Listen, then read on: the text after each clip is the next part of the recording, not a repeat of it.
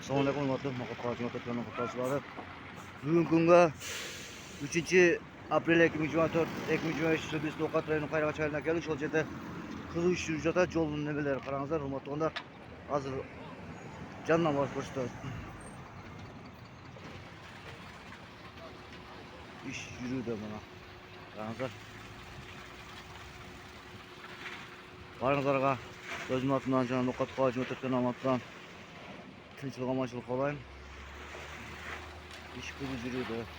2025 yılın 3 Aprel günü.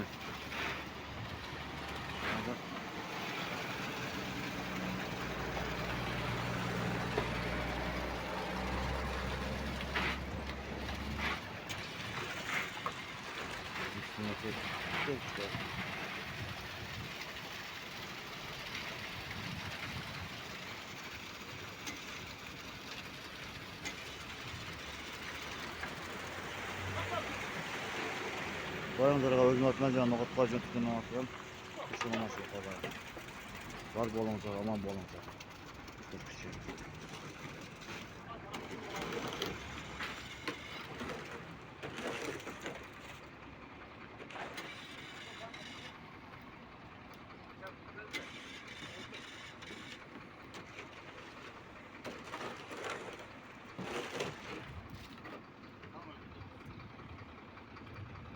Biraz olmuş Qayrağa çayından.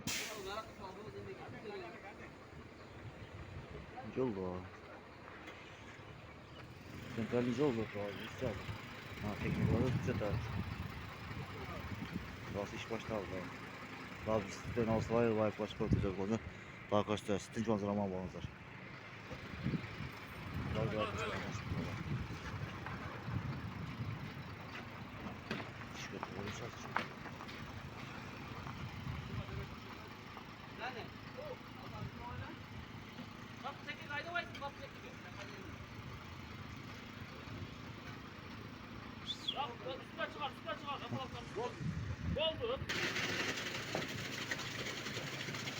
Var rahat bir şey olmaz falan. Programı oldu. Selamünaleyküm. Rahmetullahi ve berekatuhu.